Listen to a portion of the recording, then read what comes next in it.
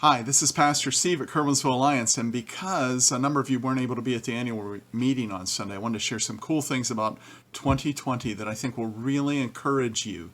And this is from my annual report, but it's not boring. Honest, it's not boring. It's uplifting. You know, there were 52 Sundays in 2020, and if you're the kind of person that attends worship every week faithfully, it didn't feel like there were 52. In fact, many of those Sundays just didn't feel like Sundays. In 2020, Curwensville Alliance suspended, actually, in-person worship for 14 Sundays, 11 of them starting on March 22nd, and then on December 13th, another 3 more. That's 25%, actually 27%. It's a fourth, more than a fourth of our in-person gathering together. Now, for some people, that might not seem like a big deal because, frankly, a lot of Christians aren't there every Sunday anyway.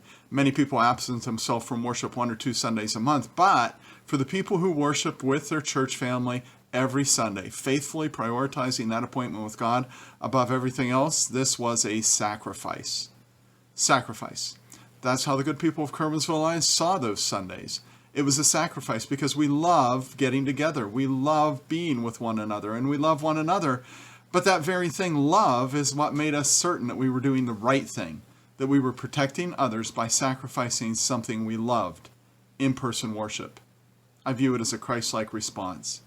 But you know, God provided Curwensville Alliance with amazing resources to thrive during that time.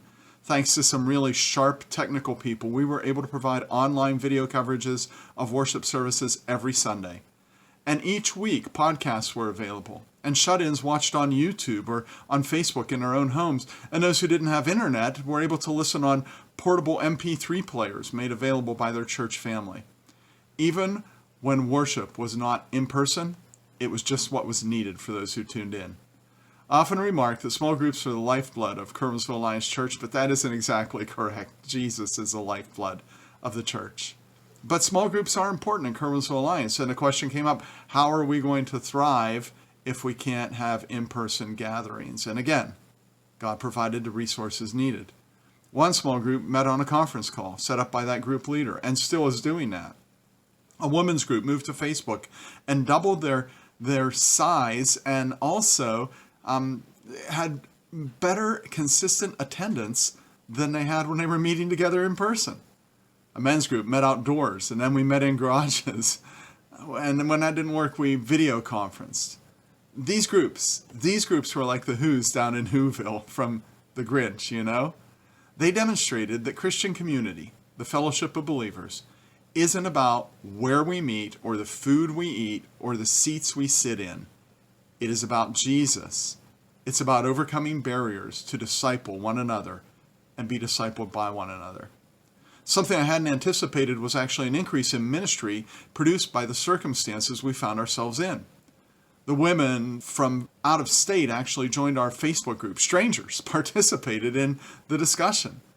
And people who had left our area, who'd moved from the area, left Curwensville Alliance naturally, they tuned in and worshiped online.